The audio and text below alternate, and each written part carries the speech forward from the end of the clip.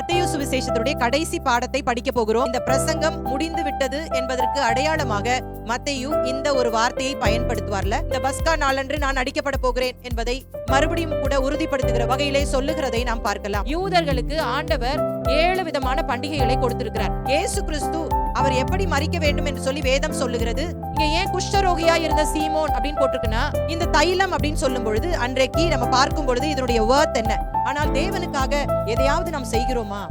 ஆண்டவருடைய எக்ஸ்பெக்டேஷன் என்ன அப்படின்னா, எனக்கு ரொம்ப ஆசையா இருக்கு இதை படிக்கும் போது, ஆண்டவரே நான் பரலோகத்துல உண்மை முகமுகமாய் பார்க்கும் பொழுது என்ன பார்த்து நீங்க இதை சொல்வீங்களா ஆண்டவரே? இப்ப இந்த யூதாஸ் காரியோத்து யாருக்குள்ளெல்லாம் பண ஆசை இருக்குதோ அவனுக்குள்ள சாத்தான் ஈஸியா போயிடும். இந்த பஸ்காவின் போது அந்த வீட்டின் தலைவர் என்ன பண்ணுவாரா, அந்த அப்பம் இருக்குல்ல, அந்த அப்பத்தை உயர்த்தி பிடிச்சு ஒரு ஜெபத்தை அவர் ஏறெடுப்பாராம். என்ன ஜெபம்? இந்த இடத்துல பாத்தீங்கன்னா அவர் பாடினாராம். யாருக்காவது இந்த கியூரியாசிட்டி இருக்கா? அவர் என்ன பாட்டு பாடியிருப்பாரு? இந்த இடத்துல பாருங்களேன், ஆகிலும் அதை நான் நல்லா ரெட் கலர்ல உங்களுக்கு ஹைலைட் பண்ணி காட்டியிருக்கிறேன். என்ன இது? இந்த பகுதியில நீங்க வாசிக்கும் பொழுது இயேசு 3 முறை இந்த ஜெபத்தை செய்கிறதாக நம்ம வாசிக்கிறோம். இந்த இடத்துல என்ன ஜெபம் பண்றாரு பாருங்களேன். இந்த பாத்திரம் அப்படின்னு சொல்லும் பொழுது இதான் ரொம்ப ஒரு முக்கியமான வார்த்தை பாருங்க. ஏன் ஆண்டவர் கெத்செமனே தோட்டத்துல ஜெபிக்கிறார் தெரியுமா? ஒரு மாரல் சப்போர்ட் அப்படின்னு சொல்றோம்ல, அது மாதிரி மனுஷனாகிய தேவனுக்கு அது தேவைப்பட்டது. ஆனா அது கூட அங்க கிடைக்கவே இல்லை அப்படின்றத ரொம்ப ஒரு பரிதாபமான விஷயம் இல்ல. இயேசு அதை எக்ஸ்பெக்ட் பண்ணாரு சீஷர்களுக்கு இருந்து, ஆனா அவருக்கு அது கிடைக்கவே இல்லை. இப்ப இயேசுவை ஏன் காட்டி கொடுக்கணும்? போர் சேவகர் யார்? லேகியோன் என்பது என்ன அப்படின்னு போடப்பட்டிருக்குதுன்னா, 2 கள்ளர்களையும் 2 பக்கத்திலையும் போட்டு சிலுவையிலே அறையறாங்க. இந்த முடிவை எடுத்தது யார்? இந்த 30 வெள்ளிக்காசு என்பது சிலுவையில் இயேசு சொன்ன 7 வார்த்தைகள். ஜீவனை விட்டார்.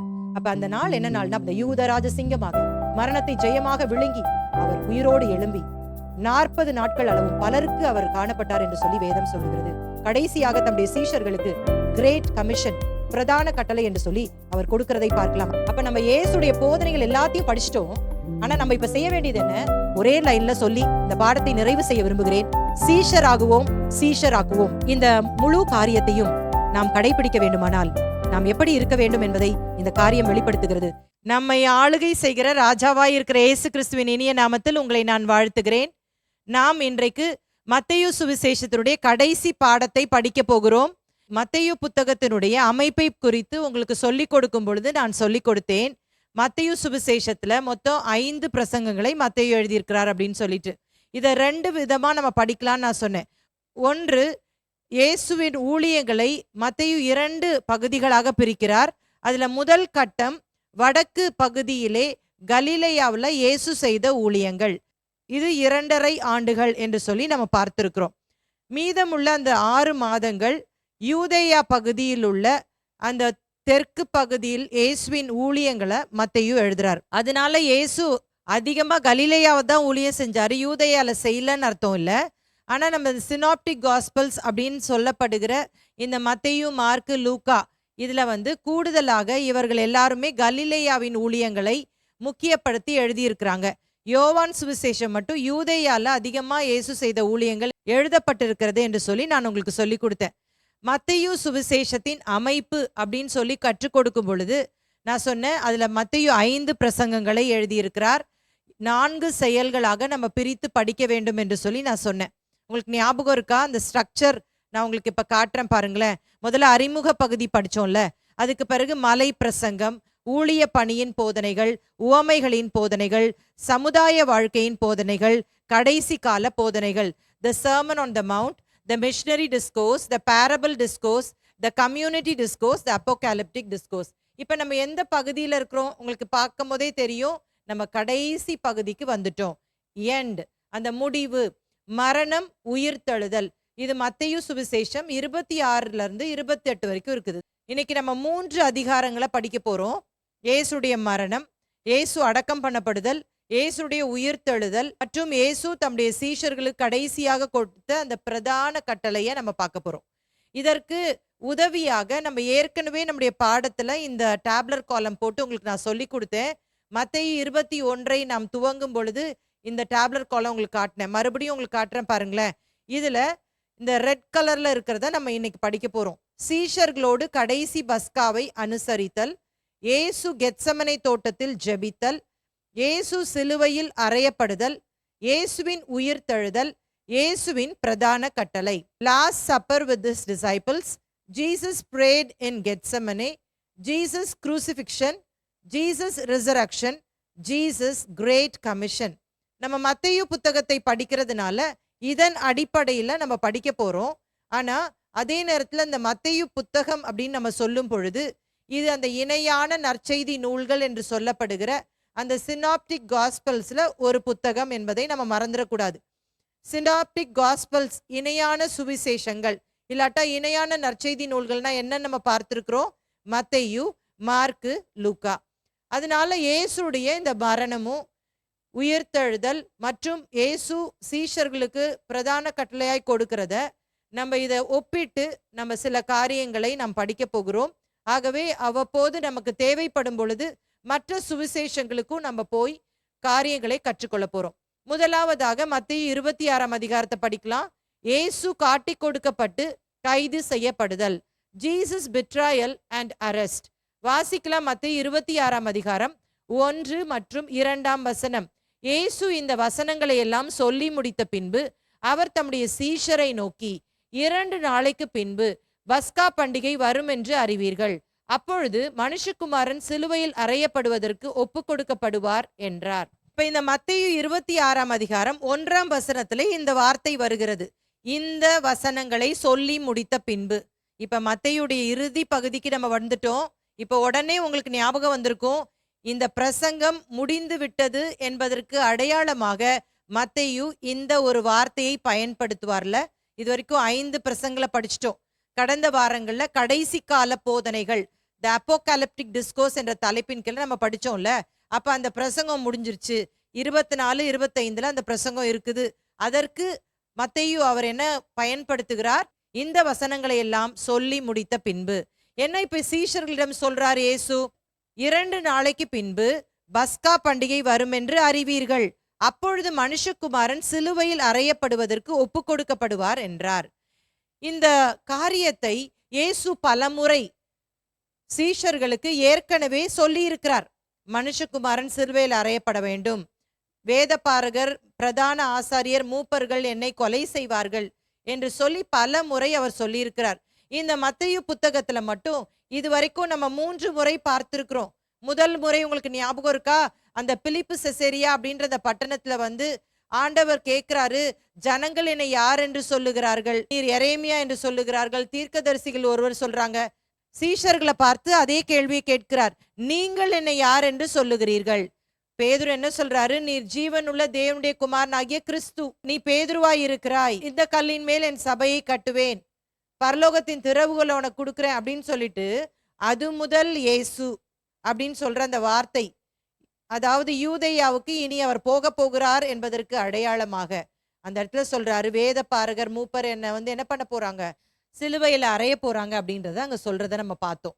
இது மாதிரி ஏற்கனவே பல முறை சொல்லிட்டாரு. ஆனா இப்ப இந்த இடத்துல சொல்றது ரொம்ப முக்கியமானது. ஏன்னா இங்க சொல்லப்பட்டிருக்கிறது 2 நாளைக்கு பிற்பாடு பஸ்கா பண்டிகை வரப்போகிறது.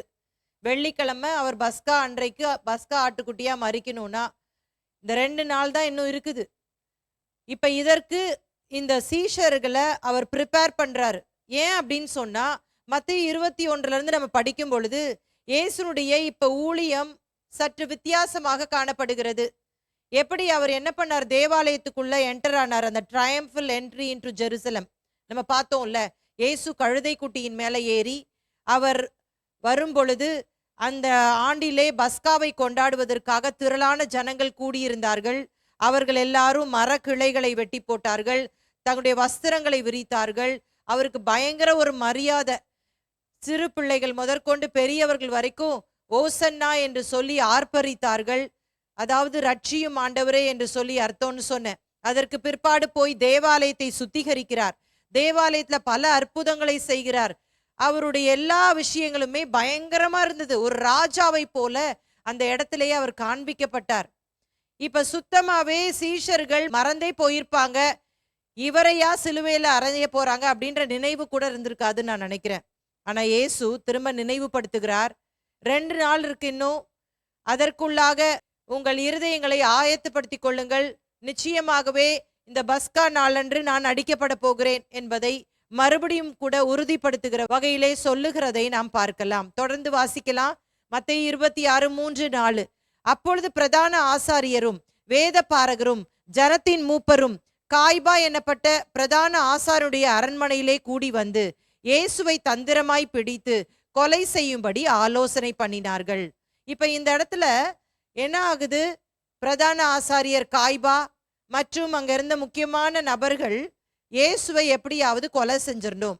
ஏன்னா அவருடைய நடவடிக்கை எல்லாம் சரியில்லை. திடீர்னு தேவாலயத்துக்குள்ள வராரு, எல்லாரையும் சவுக்கால் எடுத்து அடிக்கிறாரு, தேவாலயத்துல குருடர் சப்பானிகள்லாம் விட்டு ரொம்ப அட்டகாசம் தாங்கல. அதனால இவரை என்ன பண்ணிடணும்? தீத்து கட்டிடணும். இன்னும் குறிப்பிட்டு சொல்லணும்னா, நம்ம குற்றம் செய்யறதெல்லாம் ஜனங்களுக்கு எக்ஸ்போஸ் பண்ணிட்டு இருக்காரு, எல்லாத்தையும் சொல்லி நம்ம மானத்தை வாங்கிட்டு இருக்காரு. இவர் கதையை சீக்கிரமா முடிக்கலன்னா நம்முடைய தொழிலுக்கே இது ஆபத்தாயிரும். நம்மளால என்ன பண்ண முடியாது? ஜனங்களை ஏமாத்தவே முடியாது. இந்த விழிப்புணர்வை இவர் கொடுத்துட்டு இருக்காரே அப்படின்னு சொல்லிட்டு பயங்கர கோவமா எல்லாரும் நினைக்கிற டிஸ்கஸ் பண்ணிட்டு இருந்திருப்பாங்க.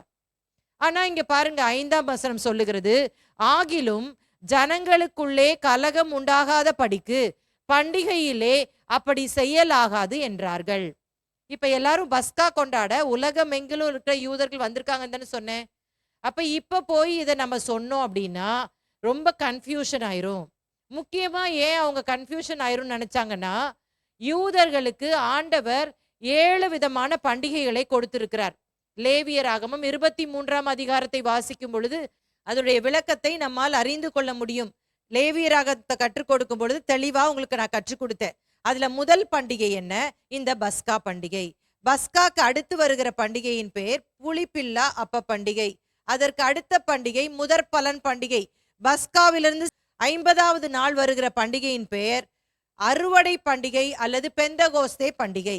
இப்ப இந்த முதல் பண்டிகையான பஸ்கா தடைப்பட்டு விட்டது என்று சொன்னால், மீதமுள்ள இந்த 3 பண்டிகைகளை இவங்களால கொண்டாட முடியாது. ஏன்னா இது எல்லா யூதர்களும் சேர்ந்து கொண்டாடுகிற முதல் பண்டிகை.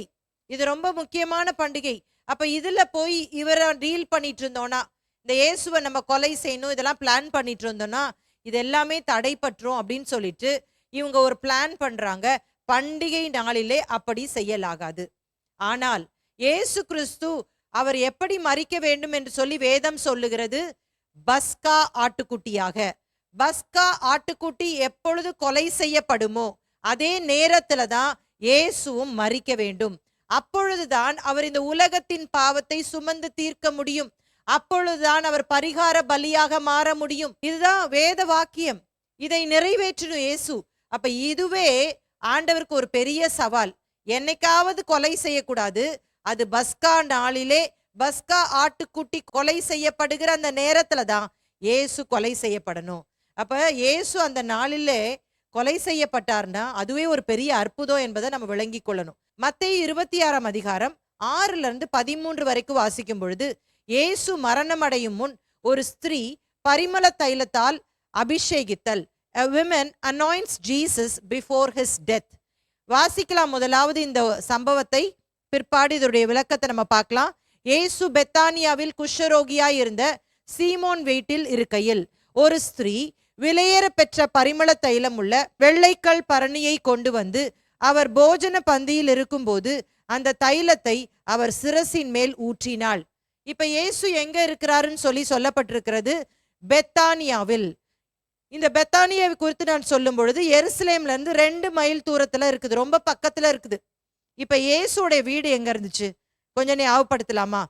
கலிலேயாவுல கப்பர்நகூம்ல தான் இருந்தார். கலிலேயா பகுதியில ஊழியம் செய்யும் பொழுது தினந்தோறும் அவர் வீட்டுக்கு போய் அவர் தங்கி விடுவார். இப்ப யூதேயா பகுதிக்கு ஊழியத்தை செய்யும் பொழுது பெத்தானியாவில இருந்த லாசரு, மார்த்தாள், மரியாள் வீட்டுல தான் தங்குவார்னு நான் சொன்னேன். இப்ப இந்த பெத்தானியாவில தான் இந்த குஷ்டரோகியான சீமோன் வீடும் இருந்திருக்கிறது. அந்த வீட்டுல இயேசுவுக்கு ஒரு விருந்து நடக்கிறது, ஒரு பந்தி நடக்கிறது. இங்க ஏன் குஷ்டரோகியா இருந்த சீமோன் அப்படின்னு போட்டிருக்குன்னா, அவன் அப்ப குஷ்டரோகம் பிடிச்சவன் கிடையாது. அப்படின்னா இயேசு அங்க போயிருக்கவே முடியாது. என்ன வேத பண்டிதர்கள் சொல்லுகிறார்கள் என்று சொன்னால், மத்தேயு 8ஆம் அதிகாரத்துல ஆண்டவரே உமக்கு சித்தமானால் என்னை சுகமாக்கும் என்று சொல்லி ஆண்டவரை பணிந்து கொள்ள ஒரு குஷ்டரோகி வந்தான், அவன் இவன் தான் என்று சொல்லுகிறார்கள். இயேசு அவனுக்கு சுகம் கொடுத்தபடியால் இவனும் இயேசுவுக்கு சீஷராய் மாறிட்டார். அதனால இயேசுவுக்கு இப்போ ஒரு பந்தி வைக்கிறார், விருந்து வைக்கிறார், சாப்பாட்டு நேரம். அந்த நேரத்துல பார்த்து ஒரு ஸ்திரீ தன்னுடைய கையிலே வெள்ளைக்கல் பரணியை எடுத்துட்டு வந்து, அந்த அலபாஸ்டர் ஜார் என்று சொல்லி போடப்பட்டிருக்கிறது. அதுல அந்த நளதம் அப்படின்ற அந்த தைலத்தை போட்டு இயேசுவின் சிரசின் மேல் ஊற்றினாள். இந்த ஸ்திரீ யார் என்று சொல்லி இங்க மத்தேயு குறிப்பிடவில்லை. ஆனால் அநேகமாக யோவான் 12ஆம் அதிகாரத்திலே சொல்லப்பட்டிருக்கிற மரியாளா தான் இருக்க வேண்டும் என்று சொல்லி வேத பண்டிதர்கள் சொல்லுகிறார்கள். ஏன்னா இதே சம்பவம் யோவான் 12ஆம் அதிகாரத்திலே எழுதப்பட்டிருக்கிறது. அந்த இடத்துல சொல்லப்படும் பொழுது இவள் லாசருவின் சகோதரியாகிய மரியாள் என்று சொல்லி சொல்லப்பட்டிருக்கிறது. இவ என்ன பண்றா? அந்த தைலத்தை இயேசுவின் மேல ஊற்றுறா. இந்த தைலம் அப்படின்னு சொல்லும் பொழுது அன்றைக்கு நம்ம பார்க்கும் பொழுது இதனுடைய வர்த் என்ன, இதனுடைய விலை கிரயம் என்ன அப்படின்னு பார்க்கும் பொழுது, ஒவ்வொரு பெண்களும் வருடம் முழுவதும் பார்க்கிற அந்த வேலைக்கான அந்த சம்பளம் 1 year wages, அவ்வளோ வர்த் இந்த நளதம் என்ற அந்த தைலம் அந்த ஜார்ல அவ கொண்டுட்டு வந்தது. அப்ப அந்த ஒரு வருடமாக வேலை பார்த்த தனக்காக வைத்திருந்த அந்த விலையேற பெற்ற அந்த நளத தைலத்தை தான் இப்பொழுது இயேசுவின் சிரசின் மேலே ஊற்றுகிறாள். இப்போ இந்த இடத்துல நம்ம பார்க்கும் பொழுது யூத பெண்கள் பொதுவாக இதை அவர்கள் தங்களுக்கு வாசனை திரவியமாக அவர்கள் தங்களுடைய கழுத்திலே கூட போட்டு கொண்டிருப்பார்கள் அழகுக்காக.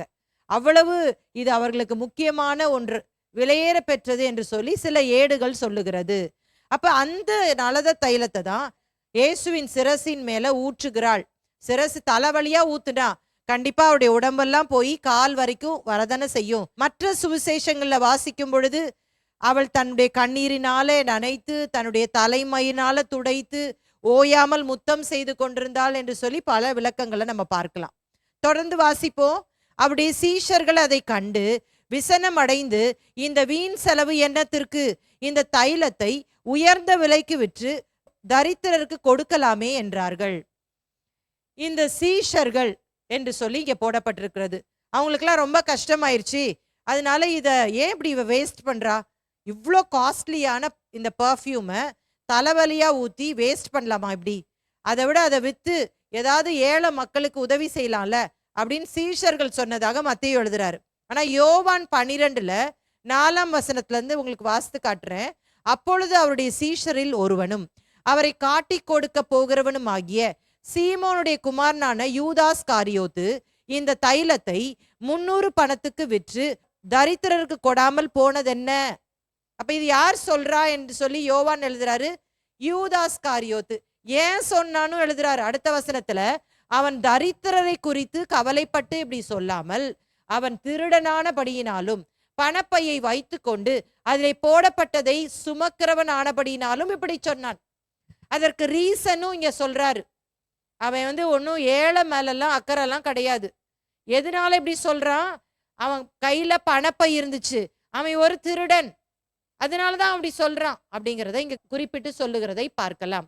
தொடர்ந்து வாசிப்போம். இயேசு அதை அறிந்து அவர்களை நோக்கி, நீங்கள் இந்த ஸ்திரியை ஏன் தொந்தரவு படுத்துகிறீர்கள்? என்னிடத்தில் நற்கிரியை செய்திருக்கிறாள். தரித்திரர் எப்போதும் உங்களிடத்தில் இருக்கிறார்கள், நானோ எப்போதும் உங்களிடத்தில் இரேன். இவள் இந்த தைலத்தை என் சரீரத்தின் மேல் ஊற்றினது என்னை அடக்கம் பண்ணுவதற்கு எத்தனமான செய்கையாய் இருக்கிறது. அப்ப இந்த இடத்துல இயேசு சொல்றாரு, என்னிடத்துல இவள் நற்கிரியையை செய்திருக்கிறாள். நான் அடக்கம் பண்ண பிற்பாடுதான் எல்லாரும் கந்தவர்க்கமிட்டு வாசனை திரவியங்கள்லாம் போடுவாங்க. ஆனா நான் அடக்கம் பண்ணுவதற்கு அடையாளமாகவே இவள் செய்து விட்டாள். இவளை விட்டுருங்க, இவளை தொந்தரவு பண்ணாதீங்க அப்படின்னு சொல்றத நம்ம பார்க்கலாம். இதே மார்க்கு சுவிசேஷத்துல இந்த சம்பவம் எழுதப்பட்டிருக்கிறது. இயேசு எப்படி பாராட்டுறார்னா, இவள் தன்னால் இயன்றதை செய்தாள். she did what she could.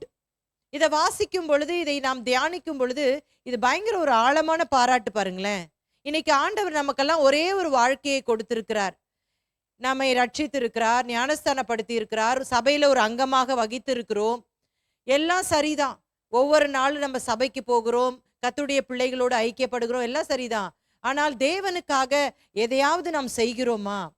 ஆண்டவருடைய எக்ஸ்பெக்டேஷன் என்ன அப்படின்னா, நம்மளால முடியாத ஒன்ன அவர் எக்ஸ்பெக்ட் பண்ண மாட்டாரு, நம்மால முடிஞ்சதை அவர் எதிர்பார்க்கிறார். இங்க சொல்றாரு ஆண்டவர் ரொம்ப விளக்கமா, இவள் தன்னால் இயன்றதை செய்தால். இவளுக்கு முடிஞ்சது இதுதான். யோசித்து பாருங்க. இதே ஒரு சீன் நம்ம பரலோக ராஜ்யத்துல போகும் பொழுது, இயேசுவின் சிங்காசனத்துக்கு முன்பாக நிற்கும் பொழுது யாருக்கெல்லாம் இந்த ஆசை? ஆண்டவரே, நீர் என்னை பார்த்து சொல்ல வேண்டும், இவள் தன்னால் இயன்றதை செய்தாள். she did what she could. எனக்கு ரொம்ப ஆசையா இருக்கு இதை படிக்கும்போது. ஆண்டவரே, நான் பரலோகத்துல உம்மை முகமுகமாய் பார்க்கும் பொழுது என்னை பார்த்து நீங்க இதை சொல்வீங்களா ஆண்டவரே? இவள் தன்னால் இயன்றதை செய்தாள். எவ்வளோ ஒரு பெரிய பாராட்டு பாருங்களேன். இந்த சுவிசேஷம் உலகத்தில் எங்கெங்கே பிரசங்கிக்கப்படுமோ அங்கங்கே இவளை நினைப்பதற்காக இவள் செய்ததும் சொல்லப்படும் என்று மெய்யாகவே உங்களுக்கு சொல்லுகிறேன் என்றார். இன்னைக்கு 2000 வருஷத்துக்கு பிற்பாடு இந்த செய்தியின் மூலமாக மரியாளை பத்தி நம்ம பேசுறோம், இந்த ஸ்திரியை பற்றி பேசுகிறோம். அதை தான் இயேசு அங்க சொல்றாரு. எங்கெல்லாம் சுவிசேஷம் பிரசங்கிக்கப்படுமோ, எங்கெல்லாம் பாடு மரணத்தை பற்றி பிரசங்கிக்கப்படுகிறதோ அங்கெல்லாம் இவளை குறித்தும் இவளுடைய நற்கிரியைகளை குறித்தும் இவள் இயன்றதை செய்ததை குறித்தும் பிரசங்கிக்கப்படும் என்ற அந்த காரியத்தை அன்றைக்கே தீர்க்க தரிசனமாக உரைத்திருக்கிறார். தொடர்ந்து வருகிற பகுதி என்ன விளக்குகிறது? மத்தேயு சுவிசேஷம் 26ஆம் அதிகாரம் 14-16 வரைக்கும் வாசிக்கும் பொழுது, யூதாஸ் காரியோத்து இயேசுவை காட்டி கொடுக்க திட்டம். Judas plan to betray Jesus. இப்ப இந்த யூதாஸ் காரியோத்து யாரு? நமக்கு எல்லாருக்கும் நல்லா தெரியும். 12 சீஷர்கள்ல ஒருவன் தான் இந்த யூதாஸ் காரியோத்து. இவன் என்ன பண்றான்? இந்த விஷயம் நடந்த உடனேயே அவன் வெளியே போய் இயேசுவை காட்டி கொடுக்க வேண்டும் என்று சொல்லி திட்டம் பண்ணானாம். வேத பண்டிதர்கள் என்ன சொல்றாங்க அப்படின்னா, இந்த சம்பவத்திற்கு அடுத்து வருகிற வசனம் என்ன வந்திருக்கு? 14ஆம் வசனம். அப்பொழுது 12 ஒருவனாகிய யூதாஸ் காரியோத்து என்பவன் பிரதான ஆசாரியனிடத்திற்கு போய், என்ன சொல்லப்படுகிறதுனா, இந்த யூதாஸ் காரியோத்துக்கு ரொம்ப கஷ்டமாயிருச்சு. ஏன்னா இது சொன்னது யாரு? யூதாஸ் காரியோத்து தானே. யோவான் 12 படி நம்ம பார்க்கும் பொழுது, அப்ப எல்லாரும் முன்னாடியும் வச்சு நம்மளை இன்சல்ட் பண்ணிட்டாரு. ரொம்ப அஃபெண்ட் ஆகி எப்படியாவது இவரை காட்டி கொடுத்து விட வேண்டும் என்ற எண்ணம் அவனுக்கு வந்து விட்டது. கடந்த வகுப்புகள்ல நம்ம ஒன்றை படிச்சோம். எண்ணெய், அந்த அபிஷேகம் அப்படின்னு சொல்லும் பொழுது கடிந்து கொள்ளுதல் என்ற காரியத்தை உங்களுக்கு நான் கற்றுக் கொடுத்தேன். நீதிமான் என்னை கடிந்து கொள்ளட்டும், என்னை தயவாய் குட்டட்டும், அது என் தலைக்கு எண்ணெயை போல் இருக்கும் என்று சொல்லி சங்கீதக்காரன் சொன்னார். அப்ப அதை நான் சொன்னேன், கடிந்து கொள்ளுதலை ஏற்றுக்கொள்ளுதல். இது ஒரு தேவ பிள்ளைக்கு இருக்க வேண்டிய ஒரு அபிஷேகம், அது ரொம்ப முக்கியம். இந்த யூதாஸுக்கு அது இல்லை. அதனால என்ன பண்றான்? இன்னும் அதிகமாக அவனுக்கு கோவம் வந்து இவரை எப்படியாவது க்ளோஸ் பண்ணிடணுன்றதுக்காக. நீங்க நல்லா கவனிங்க, இந்த சம்பவத்தை நீங்கள் கூர்ந்து பார்க்கும் பொழுது பிரதான ஆசாரியனோ பரிசேயர்களோ யூதாஸ் கிட்டையோ இல்ல மற்ற சீஷர்கள்ட்டையோ யாராவது ஒருத்தர் இயேசுவை காட்டி கொடுப்பீங்களான்னு கேட்கவே இல்லை பாருங்க. இவனே வாலண்டியர் பண்ணி போறானா? இவனுக்கு ஏதோ ஒரு கசப்பு இருந்ததுனாலதான் என்ன பண்றான்? போறான் அப்படிங்கிறத நம்ம விளங்கி கொள்ளணும். யூதாஸ் இஸ்காரியோத்து என்று சொல்லி போடப்பட்டிருக்கிறது. யூதாஸ் தான் அவனுடைய பெயரு. ஏன் யூதாஸ் இஸ்காரியோத்து என்று சொல்லி வந்தது என்று சொன்னால், அது தெற்கு யூதேயாவில் உள்ள ஒரு பட்டணம். கெரியோத் is a city in the southern Judea. அதனாலதான் இவனுக்கு யூதாஸ் இஸ்காரியோத்து என்று வந்தது. இன்னும் நம்ம இந்த யூதாஸை குறித்து ஆராயும் பொழுது, இயேசுவுக்கு 12 சீஷர்கள் இருந்தாங்க. இந்த 12 சீஷர்ல 11 சீஷர்கள் கலிலேயர்கள் என்பதை நீங்கள் மறந்துவிடக்கூடாது. கலிலேயா அப்படின்னு சொல்லும் பொழுது வடக்கு பகுதியில இருந்துச்சு. இங்கதான் கப்பர்நகும் இருந்தது, இங்கதான் இயேசு இருந்தாரு. கலிலேயனாகிய இயேசு அப்படின்ற பெயரும் அவருக்கு இருக்குது அப்படின்னு நான் சொன்னேன். நசரனாகிய இயேசு, கலிலேயனாகிய இயேசு. அப்ப இந்த ஒரே ஒரு சீஷன் ஆகிய இந்த யூதாஸ் மட்டும்தான் யூதேயா அந்த பட்டணத்தை சேர்ந்தவன். ஜுடேயா ரீஜியனை இவன் மட்டும்தான் சேர்ந்தவன். இப்ப ஒரே ஊர்க்காரங்களாம் ஒன்னா சேர்ந்துட்டாங்களோ என்னமோ தெரியல, இவன் தனியாவே இருந்தானா அப்படிலாம் போடப்படலை. ஆனால் இந்த இடத்துல இவன் தான் இந்த காட்டி கொடுப்பதற்கு அவன் முன்பாக நிற்கிறான் என்பது மட்டும் நமக்கு விளங்குகிறது. தொடர்ந்து வருகிற வசனங்களை நாம் வாசிக்கும் பொழுது நம்ம ஒவ்வொரு வசனமும் படிச்சோம்னா இன்னைக்கு நேரம் போதாது. ஆகவே நான் அந்த சம்பவத்தை உங்களுக்கு நான் சொல்லி விடுகிறேன். மத்தேயு 26ஆம் அதிகாரம் 17 29 வரைக்கும் நீங்க படிச்சீங்கன்னா, இயேசு தம்முடைய சீஷர்கள்ட்ட சொல்றாரு, பஸ்காவை ஆயத்தப்படுத்தணும்னு சொல்றாரு. அப்ப பல விளக்கங்களோடு கூட ஒவ்வொரு சுவிசேஷகர்களும் வித்தியாசமாய் எழுதியிருக்கிறார்கள். நம்ம எல்லாத்தையும் ஒப்பிட்டு பார்க்கும் பொழுது அதனுடைய முழு சாராம்சமும் நமக்கு கிடைச்சிரும். ஆகவே நீங்கள் நேரம் இருக்கும் பொழுது மத்தேயு சுவிசேஷத்தினுடைய கடைசி அதிகாரங்கள், மார்க்கு சுவிசேஷத்துடைய கடைசி அதிகாரங்கள், லூக்கா சுவிசேஷத்துடைய கடைசி அதிகாரங்கள், யோவான் சுவிசேஷத்துடைய கடைசி அதிகாரங்களை நீங்க படிச்சீங்கன்னா, இயேசுடைய அந்த கடைசி நாட்கள்ல நடந்த அந்த விஷயங்களை நீங்க விளக்கமா அறிந்து கொள்ள முடியும். சரியா? எதற்காக பஸ்கா அன்றைக்கு கொண்டாடப்பட்டது என்று சொன்னால், நான் சொன்ன ஏற்கனவே பஸ்கா என்பது முக்கியமான ஒரு பண்டிகை. எகிப்திலிருந்து அவர்கள் விடுதலை பெற்றதற்கு அடையாளமாக தான் பஸ்கா கொண்டாடினாங்க. இந்த பஸ்கா அப்படின்றது இயேசுவும் சிறு பிள்ளையிலிருந்து ஒரு யூத குடிமகனாக அவர் கட்டாயம் கொண்டாடி இருப்பார். அதனால எத்தனையோ பஸ்கா அவர் கொண்டாடி இருக்கலாம். இப்ப கணக்குப்படி பார்த்தா இது வரைக்கும் அவர் 32 பஸ்கா கொண்டாடி இருக்கலாம். ஆனா இப்ப இந்த 33ஆம் வயதிலே அவர் பஸ்கா கொண்டாட போறது ரொம்ப விசேஷமான ஒன்று. வேற சுவிசேஷத்துல கூட நம்ம வாசிக்கிறோம், இந்த பஸ்கா கொண்டாடுறதுக்கு நான் ஆசையா இருக்கிறேன் அப்படின்றாரு. அப்ப ஏன் அப்படி சொல்றாரு அப்படின்னா, இதுதான் அவர் கொண்டாட போகிற கடைசி பஸ்கா. இனி அவர் மரிக்க வேண்டும். இனிமேல் அவர் கொண்டாட போறதில்லை இந்த பஸ்காவை சீஷர்களோடு. அதுதான் அங்க சொல்றதை நம்ம பார்க்கலாம்.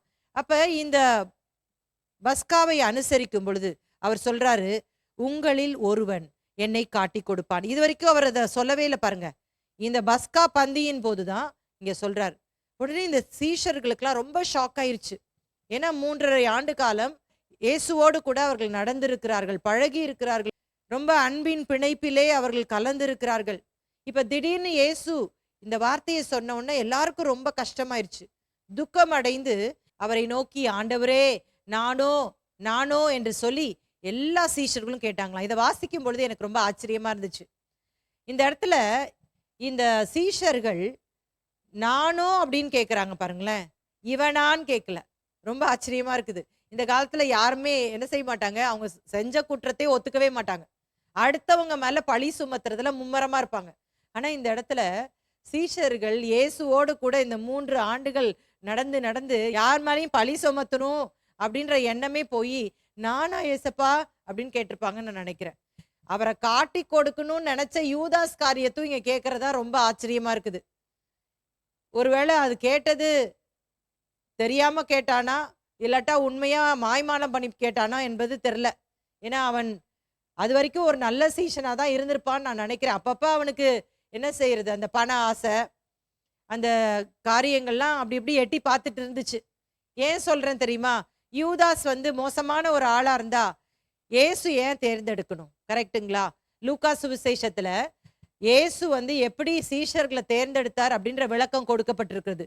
அந்த 12 சீஷர்களை காலையில தேர்ந்தெடுப்பதற்கு முன்பாக ராம் முழுவதும் அவர் முழங்கால் படியிட்டு பிதாவிடம் ஜெபிக்கிறார் என்று சொல்லி வருகிறது. அப்ப யூதாஸையும் அப்படிதான் அவர் தேர்ந்தெடுத்தார். கரெக்டா? 3 ஆண்டு யூதாஸ் இயேசுவின் அற்புதங்களை பார்த்தாரு, மலை பிரசங்கத்தை கேட்டாரு, தவறான குணங்கள் நல்ல குணங்கள் எல்லாம் கேட்டாரு தான். பிசாசு ஓண்டதை பார்த்தாரு. அந்த மத்தேயு 10ஆம் அதிகாரத்துல ஊழிய பணியின் போதனைகள்னு படிச்சோம்ல, அதுல அனுப்புறாரு யூதர்களுக்கு, போய் வியாதியஸ்தர்களை சுகமாக்குங்க, மரித்தோரை எழுப்புங்கன்னு சொல்லும் பொழுது யூதாஸ் கூட செஞ்சிருப்பாரு தானே. அப்ப எல்லாமே நார்மலா தான் அது வரைக்கும் போயிட்டு இருந்துச்சு. ஆனா அவருக்குள்ள ஒரு கெட்ட குணம் இருந்ததை தான் யோவான் 12ல நம்ம பாக்குறோம். அவன் பண ஆசை பிடிச்சவனா இருந்தானா. ஏசு கூட தான் இருந்திருக்கிறான். ஆனா அந்த பணத்தை மட்டும் அவனால விடவே முடியாம இருந்திருக்கிறான்.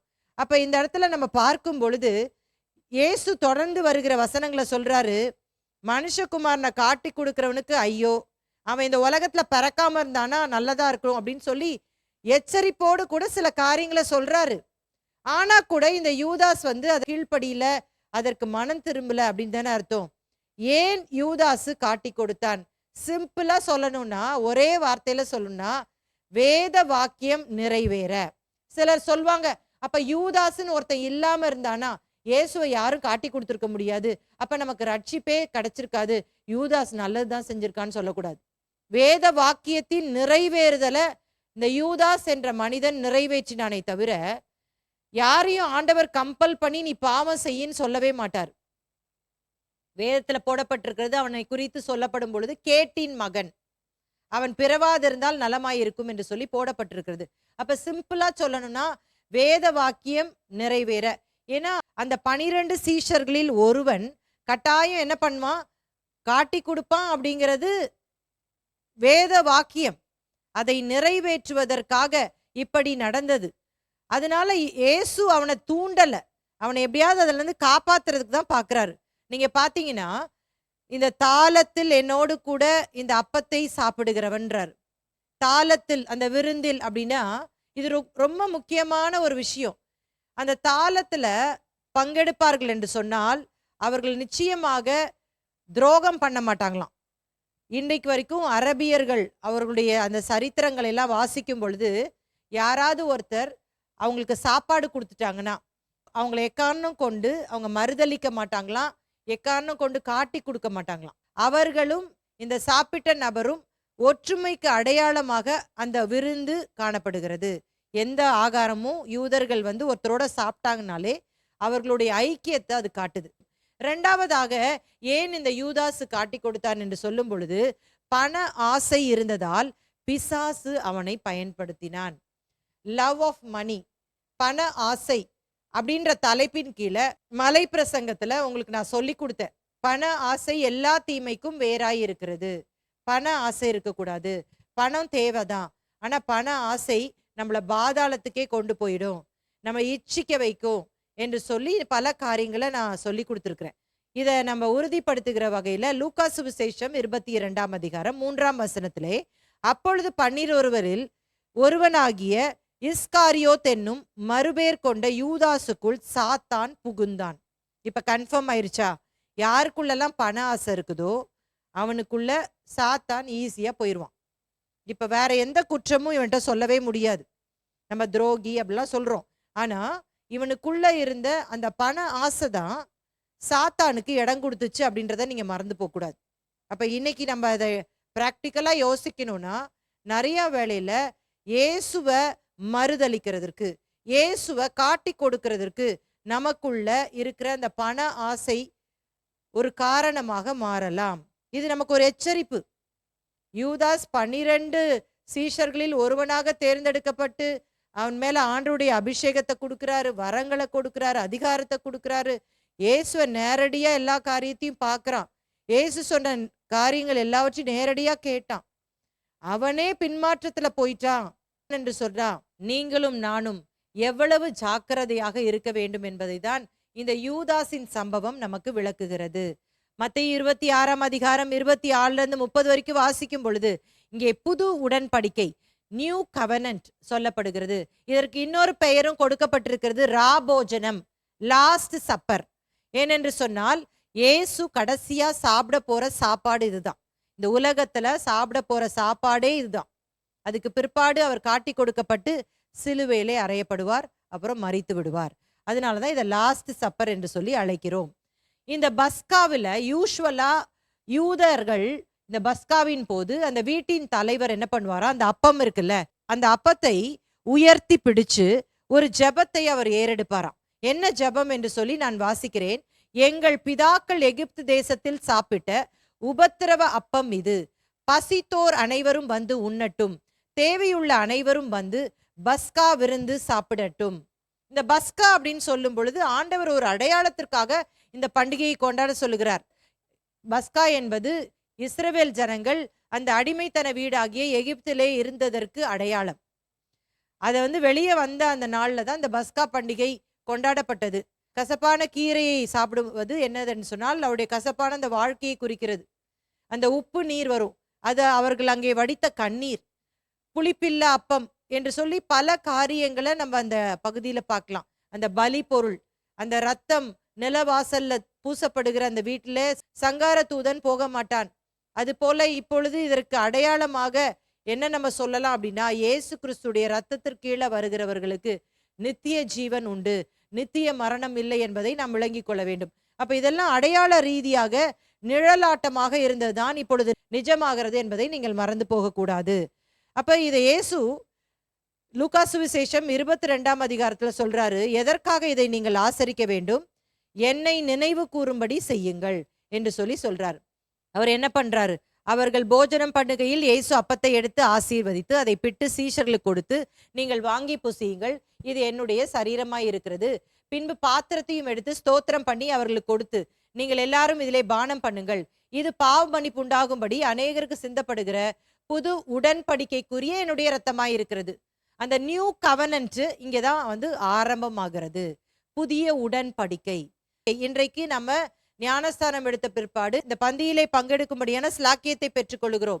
அப்ப உங்களுடைய போதகர் கட்டாயம் இதை சொல்வார் இல்லையா, do it in remembrance of me, என்னை நினைவு கூறும்படி செய்யுங்கள் அப்படின்னு சொல்லும் பொழுது நம்ம இயேசுவோடு கூட அந்த பாடு மரணங்களிலே பங்குள்ளவர்களாக, இயேசுவோடு கூட ஐக்கியம் உள்ளவர்களாக, இது நிமித்தம் இயேசு நம்மை தேவனோடு கூட ஒப்புரவாக்கினார் என்பதற்கு அடையாளமாக இந்த காரியத்தை நம்ம செய்து கொண்டு வருகிறோம். இந்த சம்பவத்தை வாசிக்கும் பொழுது நம்ம என்ன பார்க்கிறோம் அப்படின்னா, அவர்கள் ஸ்தோத்திர பாட்டை பாடின பின்பு ஒலிவ மலைக்கு புறப்பட்டு போனார்கள். இயேசு கடைசியாக சாப்பிட போற சாப்பாடு இது. கட்டாயம் காட்டி கொடுக்கப்பட போகிறார், மரிக்க போகிறார். அப்ப அவருக்கு என்ன பாட்டு வந்துச்சாம்? ஸ்தோத்திர பாட்டு. ரொம்ப ஆச்சரியமா இருக்குல்ல இதை படிக்கும் பொழுது. நமக்கு அப்படி ஒரு மரண பயமோ இல்லாவிட்டா பிரச்சனை நேரத்துல பாட்டுலாம் வராது. புலம்புவோம், அழுவோம், இல்லைன்னா சண்டை போடுவோம். ஆனா இயேசு எவ்வளவு நன்றி நிறைந்த இருதயத்தோடு கூட ஸ்தோத்திர பாட்டை பாடினாராம். வேதத்துல நம்ம வாசிக்கும் பொழுது எந்த இடத்துலையுமே இயேசு பாட்டு பாடினாருன்னு இல்லை தெரியுமா? இது வரைக்கும் அவர் அற்புதங்களை செஞ்சாருன்னு இருக்கு, பிசாசுகளை துரத்துனாரு, வியாதியஸ்தர்களை சுகமாக்குனாரு, போதித்தார், தூங்குனாரு, சாப்பிட்டாரு, கண்ணீர் விட்டார், எல்லாம் இருக்குது. இந்த இடத்துல பாத்தீங்கன்னா அவர் பாடினாராம். யாருக்காவது இந்த கியூரியாசிட்டி இருக்கா? அவர் என்ன பாட்டு பாடியிருப்பாரு? பஸ்கால பொதுவா என்ன பாட்டு பாடுவாங்களாம்? சங்கீதம் 116, 117, 118 இந்த 3 சங்கீதத்தை தான் பஸ்கா அனுசரிக்கும் பொழுது ஒவ்வொரு யூதர்களும் பாடுவாங்களாம். இந்த நேரத்துல இந்த கடைசி பஸ்காவை அனுசரிக்கும் பொழுதும் அநேகமா இயேசுவும் அநேகமா இந்த பாட்டை தான் பாடியிருப்பார். சங்கீதம் அப்படின்னா என்ன? இன்னைக்கு நம்ம பைபிள்ல சங்கீத புத்தகமாக இருக்கிறது. சங்கீதம்னா பாட்டுன்னு அர்த்தம். பாடல்களாக அன்றைக்கு பாடுவார்கள். அதே தான் அவர் பாடியிருப்பார். ஒரு சில வசனங்களை அவருடைய மரணத்தோடு ஒப்பிட்டு இருக்கிற அந்த காரியங்களை உங்களுக்கு நான் எடுத்து காட்ட விரும்புகிறேன். வாசிக்கலாமா? 116வது சங்கீதம். மரண கட்டுகள் என்னை சுற்றி கொண்டது, பாதாள இடுக்கண்கள் என்னை பிடித்தது, இக்கட்டையும் சஞ்சலத்தையும் அடைந்தேன், ரட்சிப்பின் பாத்திரத்தை எடுத்துக்கொண்டு கர்த்தருடைய நாமத்தை தொழுது கொள்ளுவேன். இப்ப இந்த இடத்துல எவ்வளோ அழகா இயேசுடைய அந்த மரணம் நடக்க போகிறதுல அதற்கு அடையாளமாக சங்கீதக்காரன் எத்தனையோ நூற்றாண்டுகளுக்கு முன்பாக எழுதி வைத்திருக்கிறார். இப்ப அதே கண்டிஷன்ல தானே இயேசு இருந்திருப்பாரு.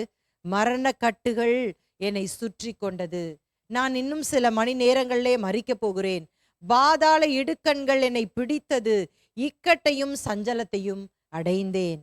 அப்ப இந்த பாடலை தான் ஆண்டவர் அநேகமாக பாடியிருப்பார். சங்கீதம் 116, 117, 118 யூதர்கள் எப்படி அழைக்கிறாங்கன்னா ஹல்லேல் என்று சொல்லி அழைக்கிறார்கள்.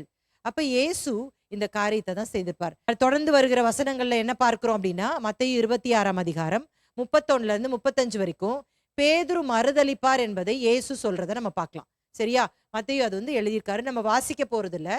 இயேசு சொல்றாரு ஒரு சுவிசேஷத்தை நம்ம வாசிக்கும் பொழுது, சீமோனே, சாத்தான் என்னை உன்னை சுளகில போட்டு புடமிடுவதற்கு அனுமதி கேட்டிருக்கிறான், நானும் அனுமதி கொடுத்திருக்கிறேன், உன்னுடைய விசுவாசம் ஒளிந்து போகாதபடிக்கு உனக்காக நான் வேண்டுதல் செய்கிறேன் அப்படின்னு சொல்றாரு. சீஷர்களை பார்த்து இப்ப இயேசு சொல்றாரு, சீஷர்களே, நீங்க எல்லாரும் இந்த ராத்திரியில என்னை விட்டு சிதறடிக்கப்பட போறீங்க, என்னை விட்டு ஓடி போறீங்க. எப்பவுமே பேதுரு ஆன்சர் பண்ற மாதிரி இப்பயும் அவர் துடிப்போடு ஆன்சர் பண்றாரு. ஆண்டவரே, எல்லாரும் விட்டுட்டு போடாலும் நான் உம்மை விடவே மாட்டேன், என் ஜீவனை கூட உமக்காக நான் தருவேன் அப்படின்னு சொல்லும் பொழுது ஆண்டவர் சொல்றாரு, இன்று இரவு சேவல் கூவும் முன்னே நீ என்னை 3 தரம் மறுதலிப்பாய் என்று சொல்லி சொல்றாரு. அதே சம்பவத்தை பின்வரும் வசனங்களிலே நம்ம வாசிக்கும் பொழுது இயேசு என்ன சொன்னாரோ அதே போல பேதுரு அந்த வேலைக்காரர்கள் முன்பாக 3 முறை மறுதலிக்கிறதை பார்க்கலாம். சேவல் கூவிற்று என்று சொல்லி நம்ம வாசிக்கிறோம். அப்ப இயேசு என்ன சொன்னாரோ அப்படியே நடந்துச்சு. மத்தேயு 26, 36ல இருந்து 44 வரைக்கும் வாசிக்கும் பொழுது கெத்செமனே தோட்ட அந்த ஜெபம் குறிப்பிடப்பட்டிருக்கிறது. இதுவும் நீங்க எல்லா சுவிசேஷத்தையும் கம்பேர் பண்ணி படிங்க, ஒவ்வொன்றையும் சில கூடுதலான குறிப்புகள் இருக்கிறது. சரியா? ஒரே ஒரு வசனம் மட்டும் வாசிக்கிறேன். மத்தேயு 26, 39 மட்டும் வாசித்தரலாம். சற்று அப்புறம் போய் முகங்குப்புற விழுந்து, என் பிதாவே, இந்த பாத்திரம் என்னை விட்டு நீங்க கூடுமானால் நீங்கும்படி செய்யும், ஆகிலும் என் சித்தத்தின்படி அல்ல, உம்முடைய சித்தத்தின்படி ஆக கடவுது என்று ஜெபம் பண்ணினார். இந்த இடத்துல பாருங்களேன், ஆகிலும், அதை நான் நல்லா ரெட் கலர்ல உங்களுக்கு ஹைலைட் பண்ணி காட்டியிருக்கிறேன். என்ன இது? ஆண்டவர் இப்ப தன்னுடைய பிதாவோடு கூட ஜெபிக்க வேண்டும் என்று சொல்லி கெத்செமனே அப்படின்ற தோட்டத்துக்கு போறாரு அப்படின்னு போட்டிருக்குது. கெத்செமனே தோட்டம் எங்க இருந்தது அப்படின்னு சொல்லி பார்க்கும் பொழுது ஒலிவ மலையின் அடிவாரத்துல அமைந்திருந்தது தான் இந்த கெத்செமனே தோட்டம். கெத்செமனே தோட்டத்துல இப்பதான் முதல் முறையா இயேசு போல அவர் வழக்கத்தின்படியே அந்த இடத்துல போய் சீஷர்களோடு ஜெபிப்பாராம். பிற சுவிசேஷங்கள்ல இந்த வார்த்தை போடப்பட்டிருக்கிறது. அது மாதிரி இப்போ ஒரு கஷ்ட நேரத்துல தன்னுடைய பாரத்தை இறக்கும் வண்ணமாக பிதாவோடு கூட பேசும்படியாக பலப்படும்படியாக இயேசு அங்கே ஜெபிக்க போகிறார். அப்பதான் இந்த ஜெபத்தை செய்யறாரு. இந்த பகுதியில நீங்க வாசிக்கும் பொழுது இயேசு 3 முறை இந்த ஜெபத்தை செய்கிறதாக நம்ம வாசிக்கிறோம். இந்த இடத்துல என்ன ஜெபம் பண்றாரு பாருங்களேன். என் பிதாவே, இந்த பாத்திரம் என்னை விட்டு நீங்க கூடுமானால் நீங்கும்படி செய்யும். இந்த பாத்திரம் அப்படின்னு சொல்லும் பொழுது அது தேவனுடைய அந்த நியாய தீர்ப்பை, தேவனுடைய அந்த கோபாக்கினியை இப்பொழுது சொல்ல வேண்டுமானால் இயேசுனுடைய அந்த மரணத்தை குறிக்கிறது. இயேசு வந்ததே பரிகார பலியாக மரிப்பதற்கு தான். ஆனால் இப்பொழுது மரிப்பதற்கு சில மணி நேரத்திற்கு முன்பாக இயேசு இந்த ஜெபத்தை செய்கிறார். பிதாவே, இந்த பாத்திரம் என்னை விட்டு நீங்க கூடுமானால், அப்படின்னா என்ன அர்த்தம்? நான் சாகாம தப்பிச்சிட முடியும்னா நான் அப்படியே இருந்துடுறேனே அப்படின்னு சொல்லி நிறுத்தல. ஆகிலும், இதான் ரொம்ப ஒரு முக்கியமான வார்த்தை பாருங்களேன். என் சித்தத்தின்படி அல்ல, உம்முடைய சித்தத்தின்படியே ஆக கடவுது. Let your will be done. இயேசு இதை 3 முறை ஜெபிப்பதாக அங்க பார்க்கிறோம். ஏன் ஆண்டவர் கெத்சமனே தோட்டத்துல ஜெபிக்கிறார் தெரியுமா? ஒலிவ மலையின் அடிவாரத்திலும் நிறைய ஒலிவ மரங்கள் நின்று கொண்டிருந்தன. இந்த கெத்சமனே தோட்டத்தினுடைய ஸ்பெஷாலிட்டி என்ன அப்படின்னா, இந்த கெத்சமனே தோட்டத்திலையும் இன்னைக்கும் போனீங்கன்னா நிறைய ஒலிவ மரம் இருக்குது. இந்த ஒலிவ மரம் எதற்கு பயன்படுத்தப்பட்டது? மிக அதிகமாக ஒலிவ எண்ணெயை எடுத்தார்கள். ஒலிவ பழங்கள்ல இருந்து ஒலிவ எண்ணெய் எடுத்தாங்க. இந்த கெத்சமனே தோட்டத்திலேயே ஒரு ஒலிவ ஆலை இருந்தது. இந்த கெத்சமனே அப்படின்னா என்ன அர்த்தம்னா ஆலிவ் பிரஸ், ஒலிவ ஆலை அப்படின்னு சொல்லிட்டு அர்த்தம். இது என்ன அடையாளமா நம்ம சொல்லலாம்னா, இன்னும் கொஞ்ச நேரத்துல மனுஷகுமாரன் எப்படி அந்த ஒலிவ பழங்கள் அந்த ஆலையில போட்டு பிழிந்து நசுக்கப்பட்டு அந்த எண்ணெய் எடுக்கப்படுகிறதோ, அது போல இந்த மனுஷகுமாரனுடைய இந்த சரீரமும் பிழிந்து அவருடைய ரத்தம் சிந்த போவதற்கு அடையாளமாக சொல்லலாம். லூக்கா சுவிசேஷத்துல வாசிக்கும் பொழுது இயேசு இந்த இடத்துல ஜெபிக்கும் பொழுது என்ன அங்க போடப்பட்டிருக்கிறது? அவருடைய வியர்வை பெருந்துளி ரத்தமாக அது விழுந்தது என்று சொல்லி நம்ம பார்க்கிறோம். இதை சயின்டிஃபிக்கா மெடிக்கல்லி நம்ம சொல்லும் பொழுது ஒருவருக்கு மிக அதிகமான பாரம், ஸ்ட்ரெஸ்ன்னு சொல்றோம் பாத்தீங்களா, அது அழுத்தும் பொழுது நமக்கெல்லாம் என்ன ஏற்படும்னா, நம்ம ரொம்ப டென்ஷன் ஆகி கத்துனோம்னா உங்களுக்கே தெரியும், வேர்க்கும், ரொம்ப அப்படியே ஸ்வெட்டிங் ஜாஸ்தியாகும், நம்ம சட்டெல்லாம் நனைகிற அளவு கூட நம்ம சில சமயம் வேர்க்கும். அந்த ஸ்ட்ரெஸ் உச்சக்கட்டத்திற்கு போகும் பொழுது வரைக்கும் ஒரு மனுஷனுக்கு கூட அப்படி நடந்ததில்லை. ஆனா இயேசுவுக்கு நடந்திருக்கு. ஏன் அந்த ஸ்ட்ரெஸ்? செத்துப்போ போறோன்னு இல்லை, உலகத்திற்கு பரிகாரமாக போறோன்னு இல்லை, உலகத்தின் பாரத்தை பிதா அவர் மேல் சுமத்துகிறார். இந்த உலகத்தில் உள்ள எல்லா ஜனங்களுடைய பாரத்தையும் சுமத்தும் பொழுது பிதா அவருடைய கண்களை மறைக்க போகிறார். ஏன்னா பிதா குறித்து பார்க்கும் பொழுது பாவத்தை பார்க்காத சுத்த கண்ணர் என்று சொல்லப்பட்டிருக்கிறது. அந்த ஸ்ட்ரெஸ்னால அவருடைய வியர்வை இரத்தமாக விழுந்தது என்று சொல்லி நம்ம பார்க்கிறோம். இதை சொல்லும் பொழுது இயேசு இந்த பாடு மரணத்தை நம்ம வாசிக்கும் பொழுது அதெல்லாம் இப்ப காண்பிக்க நேரம் இல்லை. இயேசு மொத்தம் 7 இடங்களிலே அவருடைய சிலுவை மரணத்தின் போது ரத்தம் சிந்தினாராம். இந்த ஒரு இடம் யாருமே அவரை அடிக்கும் முன்பாக, எந்த போர் சேவகர்களும் அடிக்கல, இவருக்கு அடியும் படல, தானா ரத்தம் வந்துச்சு. இனி வரப்போற இடத்துல எல்லாம் பாத்தீங்கன்னா காய்பாவின் அரண்மனை, பிலாத்து அரண்மனையிலெல்லாம் அவரை வாரினால அடிச்சு, அவரை கொடுமைப்படுத்தி, ஈட்டினால குத்தி, முட்கிரீடம் சூட்டி, இப்படிலாம் வர ரத்தம், மனுஷனால் அந்த ரத்தம்லாம் வெளியேற்றப்பட்டுச்சு. ஆனா இந்த இடத்துல இயேசு சிலுவையிலே போவதற்கு முன்பாகவே முதன் முறையாக தாமே இந்த ரத்தத்தை சிந்த விடுவதை பார்க்கிறோம். அப்ப இந்த இடத்துல ஒரு விஷயத்தை நம்ம புரிஞ்சுக்கணும். இயேசுவை யாரும் கொல்ல முடியாது, இயேசுவை எதுவும் பண்ண முடியாதுங்க. அவர்தான் ஜனங்களிடத்துல தன்னை ஒப்பு கொடுத்தார். இந்த இடத்துல ஒரு முக்கியமான காரியத்தை நம்ம கற்றுக்கொள்ளுகிறோம். ஏதேன் தோட்டத்தில் மனுஷன் பாவம் செய்தான், கெத்சமனே தோட்டத்தில் இயேசு பரிகாரம் செய்ய துவங்கினார். ஏதேன் தோட்டத்துல தான் பாவம் வந்துச்சு. அதே மாதிரி ஒரு தோட்டம் கெத்சமனே தோட்டத்துல அந்த பரிகாரத்தை துவங்குகிறார் என்று சொல்லி நம்ம பார்க்கிறோம். உங்களுக்கெல்லாம் இந்த சம்பவத்தை வாசிக்கும் பொழுது, கெத்செமனே தோட்டம் அந்த நிகழ்வை நீங்கள் அப்படியே இமேஜின் பண்ணிக்கோங்க. ஏன்னா நம்ம வசனம்லாம் ஃபுல்லா வாசிக்கல. ஜெபிப்பதற்கு முன்பாக இயேசு என்ன பண்றாருன்னா, இப்ப வந்து 2ஆ டிவைட் பண்றாரு சீஷர்கள் கூட்டத்தை. ஏன்னா இப்ப இயேசு கிட்ட 11 சீஷர்கள் தான் இருக்கிறாங்க. ஒருத்தன் தான் காட்டி கொடுக்க போயிட்டான்ல. 3 சீஷர்களை தனியா செப்பரேட் பண்றாரு. யார் அவங்க? பேதுரு, யாக்கோபு, யோவான். மீதமுள்ள சீஷர்களை ஆண்டவர் என்ன பண்றாருன்னா தனியா விட்டுட்டு, இவங்களை இன்னும் நெருக்கமாக கொண்டு வந்து அங்க அவங்கள ஒரு இடத்துல விட்டுட்டு, இவர் தனியா போய் தான் இந்த ஜெபத்தை பண்றதாக நம்ம வேதத்துல வாசிக்கிறோம். எப்பவுமே பாருங்களேன், இன்னர் சர்க்கிள்ல இந்த பேதுரு, யாக்கோபு, யோவான ஆண்டவர் வச்சிருப்பார். அதே மாதிரிதான் இப்ப கடைசியா அவர் ஜெபம் பண்ணும் போதும் செய்யறாரு. இப்போ ஒவ்வொரு வாட்டியும் ஜெபம் பண்ணிட்டு திரும்ப வந்து பாக்குறாரு. இந்த பேதுரு, யாக்கோபு, யோவான்லாம் நல்லா கொரட்டை விட்டு தூங்கிட்டு இருக்கிறாங்க. அப்ப அவங்கள பார்த்து சொல்றாரு, விழித்திருங்கள், ஜெபம் பண்ணுங்கன்னு கூட சொல்லல. 1 மணி நேரமாவது விழித்திருக்க கூடாதா, இந்த சோதனைக்கு உட்படாத படிக்குன்னு சொல்றாரு. செத்து போறாரு. யாராவது ஒருத்தர் நம்ம கூட இருந்தா கொஞ்சம் நல்லா இருக்கும்னு நினைச்சுதான் இவங்கள கொஞ்சம் தூரத்துல பாக்குற தூரத்துல விட்டுட்டு போயிருப்பாருன்னு நான் நினைக்கிறேன். யாருக்காவது ஒருத்தர் ரொம்ப சிக் ஆயிட்டாங்கன்னா அவங்க சிக்னஸை நம்மளால எடுத்துக்கொள்ளவே முடியாது. ஆனா நம்மலாம் என்ன பண்ணுவோம், அவங்க ஹாஸ்பிட்டல்ல போய் காலைல இருந்து சாயந்தரம் வரைக்கும் அவங்க பக்கத்துலயே உட்காந்துட்டு இருப்போம். ஒரு மாரல் சப்போர்ட் அப்படின்னு சொல்றோம்ல, அது மாதிரி மனுஷனாகிய தேவனுக்கு அது தேவைப்பட்டது. ஆனா அது கூட அங்க கிடைக்கவே இல்லை அப்படின்றதா ரொம்ப ஒரு பரிதாபமான விஷயம் இல்ல. இயேசு அதை எக்ஸ்பெக்ட் பண்ணாரு சீஷர்கள்ட்ட இருந்து. ஆனா அவருக்கு அது கிடைக்கவே இல்லை. இப்ப இயேசுவை வந்து ஏன் காட்டி கொடுக்கணும்? அவருக்கு இந்த ஊர் புதுசா, இல்லைன்னா அவருக்கு தெரியவே தெரியாதா அப்படின்னா, இதற்கு 2 விளக்கங்கள் கொடுக்கப்பட்டிருக்குது. உங்களுக்கு எது வேத வசனத்தின்படி ஒத்து போகிறதோ நீங்கள் எடுத்துக்கொள்ளுங்கள். சில வேத பண்டிதர்கள் என்ன சொல்றாங்க அப்படின்னு சொன்னா, இயேசு வந்து 33 வயது நிறைந்த ஒரு வாலிபன். பேதுரு வந்து இயேசுவோட மூத்தவர். மற்றவங்க எல்லாருமே இயேசுவோட வயதுல தான் இருந்தாங்க, வாலிப பிள்ளைங்க. இந்த இயேசு 12 சீஷர்கள தேர்ந்தெடுத்தார்ல, இவங்க எல்லாருமே வாலிபர்கள். இவர்கள் எல்லாரும் பார்ப்பதற்கு ஒன்று போல இருப்பாங்களாம். குறிப்பா சொல்லணும்னா என்ன எழுதப்பட்டிருக்கிறது, இயேசுவின் ஒரு சீஷனாகிய தோமா, நம்ம இந்திய தேசத்துக்கு அவர் தானே வந்தாரு, அவர் அப்படியே ஜெராக்ஸ் காப்பி மாதிரி இருப்பாராம். இயேசுவை பார்த்தா அவரை பார்க்க வேண்டியதில்லை, அவரை பார்த்தா இயேசுவை பார்க்க வேண்டியதில்லை, அப்படியே இருப்பாராம்.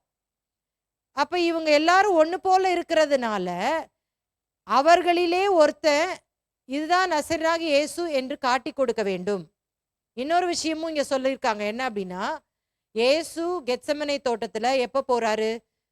இருட்டுற நேரத்துல போறாரு, ஜெபிக்கிறாரு. கைது செய்யப்படுகிறது இரவு நேரத்துல.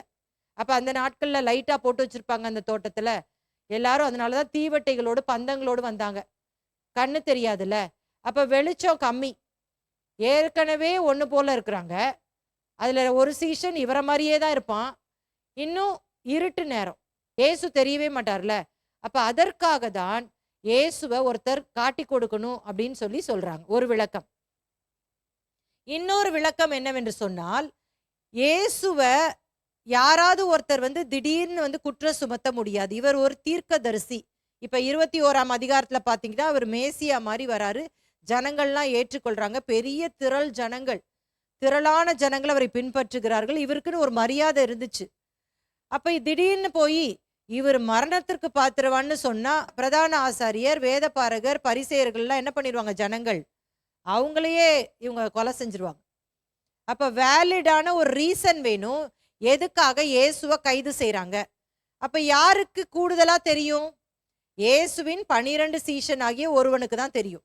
ஏன்னா அவர் கூடயே இருந்து, அவர் கூடயே சாப்பிட்டு, அவர் கூடயே உறங்கி, அவருடைய எல்லா காரியங்களும் அறிந்த ஒருவனுக்கு தான் இந்த விஷயம் நல்லா தெரியும். அவர்களில் ஒருவன் குற்றம் சாட்டும் பொழுது அது அதிகாரப்பூர்வமாக மாறிவிடும். அதற்காக என்று சொல்லி சிலர் சொல்லுகிறார்கள். ஏன் முத்தத்தினால காட்டி கொடுத்தா அப்படின்னா, இவன் ஏற்கனவே போய் சொல்லி வச்சிருந்தான், நான் யாரை முத்தமிடுகிறனோ, இல்லைன்னா அவன் வந்து என்ன பண்ணியிருக்கணும், ஆக்சுவலா வாங்க இவரை பிடிங்க, இவர் தான் நான் சொன்னேன் அப்படின்னு சொல்லியிருக்கணும்ல. அந்த இடத்துல ஒரு மாய்மாலமான ஒரு வேஷம் போடுறான். இயேசுவுக்கு இன்னும் அவர் நண்பன் போலவும் இவங்க கிட்ட போய் சொல்லி வச்சிருந்தான், நான் யாரை முத்தமிடுகிறனோ அவரை நீங்க கைது பண்ணுங்க. அதனால இவ்வளோ விஷயங்கள் அந்த இடத்துல இருக்கு அப்படிங்கிறத நீங்க விளங்கி கொள்ள வேண்டும். இங்க 49ஆம் வசனத்தை வாசிக்கும் பொழுது, உடனே அவன் இயேசுவின் இடத்தில் வந்து ரபி வாழ்க என்று சொல்லி அவரை முத்தம் செய்தான். எத்தனையோ வாழ்த்துதல் அவருக்கு இதற்கு முன்பாக வந்திருக்கும்.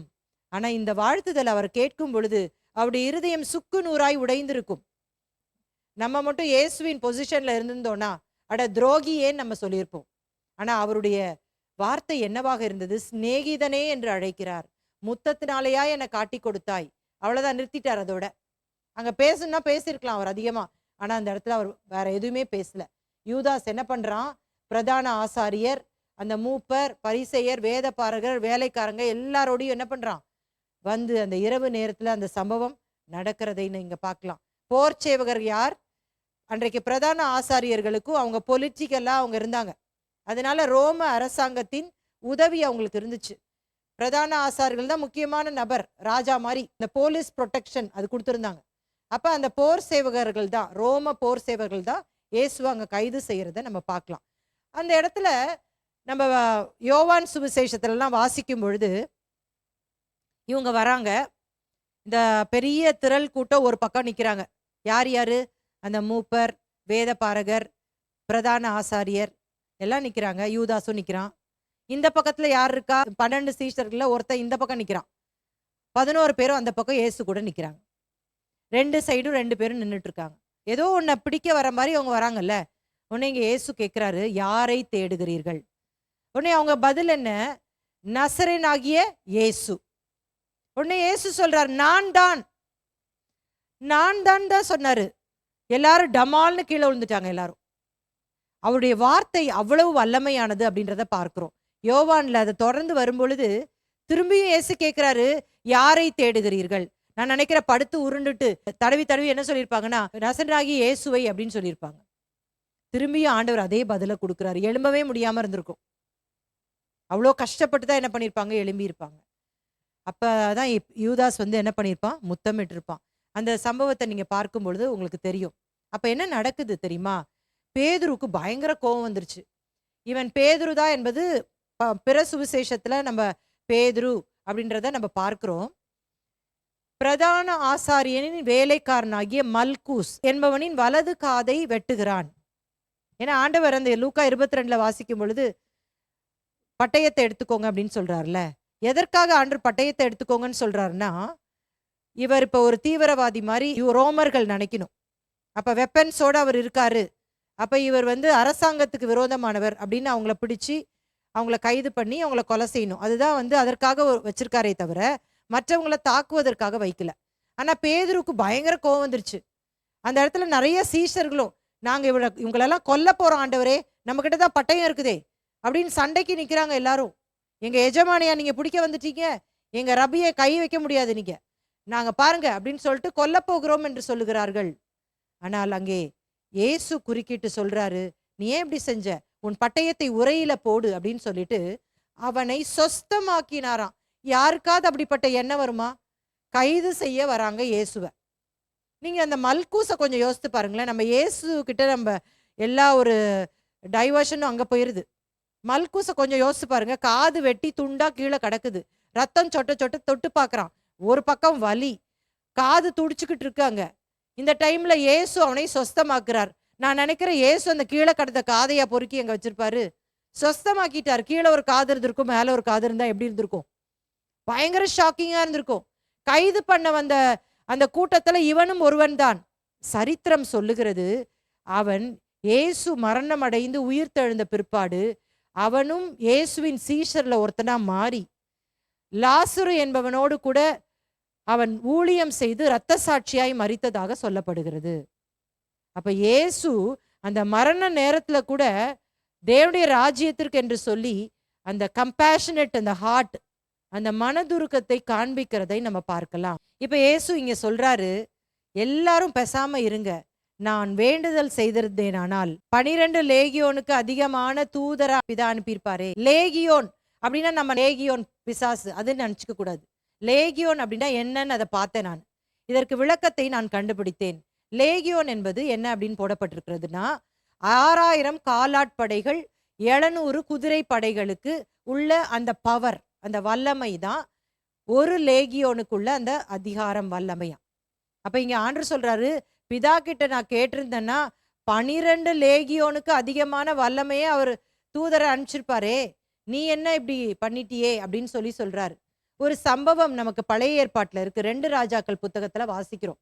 அசீரியர்களை வீழ்த்துவதற்காக ஒரே ஒரு தேவதூதன் 1,85,000 அந்த அசீரியர்களை பாளையத்துக்கு உள்ள புகுந்து அவன் அழித்து போட்டான் என்று சொல்லி பார்க்கிறோம். ஒரு தூதனுடைய பவர்.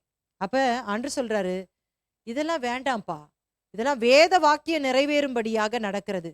ஆகவே இது நடக்குது அப்படிங்கறத ஆண்டவர் தெளிவாக இந்த இடத்துல அவர் சொல்றத நம்ம பார்க்கலாம். இதை வாசிக்கும் பொழுது பேதுரு தான் என்ன பண்ணாரு? பட்டயத்தை எடுத்து வெட்டினாரு.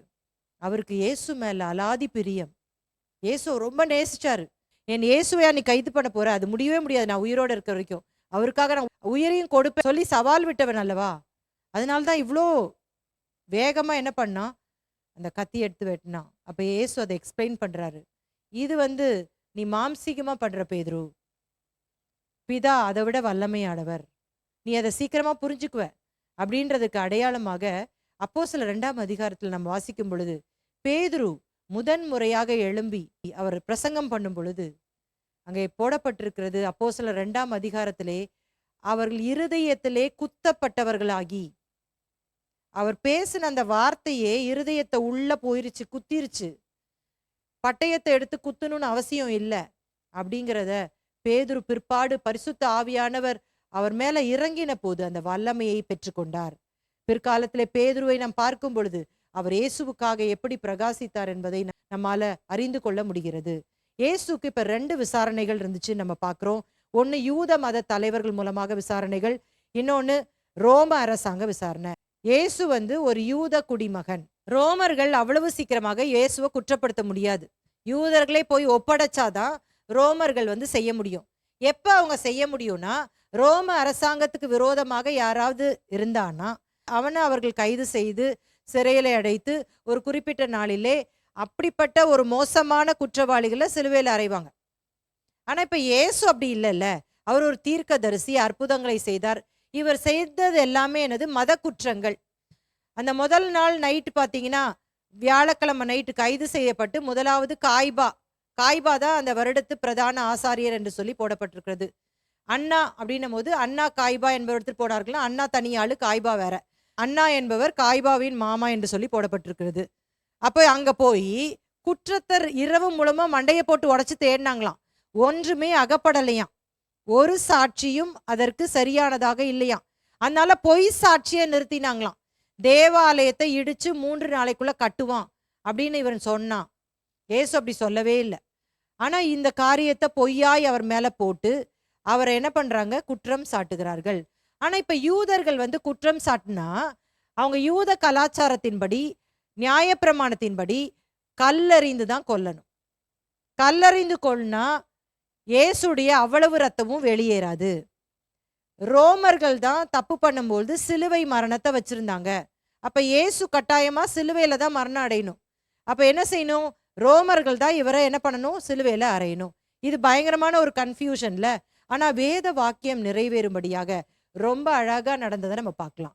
அந்த முழு சம்பவத்தையும் நம்ம வாசிக்கும் பொழுது முதலாவதாக பிலாத்து கிட்ட இந்த பிரதான ஆசாரியனாகிய காய்பா மற்றும் அந்த வேத பாரகர்கள், மூப்பர்கள், பரிசேயர்கள் எல்லாம் கூட்டு போறாங்க. அவன்கிட்ட ஏன் கூட்டு போறாங்கன்னா, யூதர்கள் ரொம்ப மூர்க்கமானவர்கள், பிலாத்துக்கு தான் அடங்குவான் அப்படின்னு சொல்லிட்டு ரோம சீசரால் ஏற்படுத்தப்பட்ட அதிகாரி தான் பிலாத்து. இவன் ஈவிரக்கம் இல்லாமல் எல்லா காரியத்தையும் செய்வான். சரித்திரத்துல வாசிக்கும் பொழுது பல முறை யூதர்களை அழிச்சிருக்கிறான். தேவாலயத்துல பல காரியங்களை செஞ்சிருக்கிறான் யூதர்களுக்கு விரோதமாக. அதனால இவன் கிட்ட போனா கண்டிப்பா இந்த யூதனாகிய இயேசுவுக்கு மரண தண்டனை கிடைச்சிரும். அதனால இந்த பிரதான ஆசாரியர் எல்லாரும் என்ன பண்றாங்க? அவன்கிட்ட போறாங்க. இப்ப பொந்தியு பிலாத்தும் டக்குன்னு என்ன பண்ண முடியாது? சிலுவை மரணத்தை கொடுக்க முடியாது. யூதருக்கு ராஜாவா அப்படின்னு கேட்கும் பொழுது இயேசு சொல்றாரு, நீ சொல்லுகிறபடிதான் சொல்றாரு. ஆனா அதே நேரத்துல மற்றவங்க குற்றம் சாட்டும் பொழுது அவர் பேசாம இருக்கிறார். இவங்கெல்லாம் உன்னை குற்றம் சாட்டுறாங்களே, நீ ஏதாவது சொல்லு, உன்னை விடுதலையாக்கவும் எனக்கு அதிகாரம் இருக்கு, உனக்கு மரண தண்டனை கொடுக்க அதிகாரம் இருக்குது, அதனால பேசுங்கிறாரு. ஆனா கூட இயேசு பேசவே இல்லை. ஏன்னா அவர் மரண தண்டனை கொடுக்கணும், அதுதானே இப்ப வேத வாக்கியம். அதனால ஆண்டவர் அமைதியா இருக்கிறார். ரொம்ப கூச்சல் குழப்பம். அந்த டைம்ல பார்த்து பிலாத்துக்கு கேள்விப்படுறான், இவர் கலிலேயன்னு. உடனே பயந்துடுறான். ஐயோ, நம்ம சொல்ல போய் இது அரசாங்க பிரச்சனையா இருப்போதுன்னு ஏரோது கிட்ட அனுப்புறான். ஏரோது என்ன பண்றாரு, விசாரிக்கிறாரு. ரொம்ப நாளா பார்க்கணும்னு ஆசையா இருந்தாரா இந்த ஏரோது. அங்கேயும் இயேசு பேசாமே இருக்கிறாரு. அப்ப அங்க என்ன பண்றாரு, அவர் அடிச்சு தண்டிச்சு திரும்ப பிலாத்துட்டு அனுப்புறாரு. 2வது முறை பிலாத்துக்கிட்ட அனுப்புறது தான் மத்தேயு எழுதியிருக்கிறார். ஆனா பிற சுவிசேஷங்கள்ல 2 முறை பிலாத்துக்கிட்ட போனதாக எழுதப்பட்டிருக்கிறது.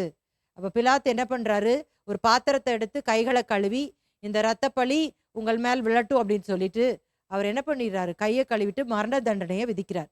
ஏன்னா பல முறை ட்ரை பண்றாரு இந்த பிலாத்து. இவர் குற்றமில்லாத ரத்தத்தை நான் பண்ணக்கூடாது, இவர் நீதிமானா தெரிகிறாரே.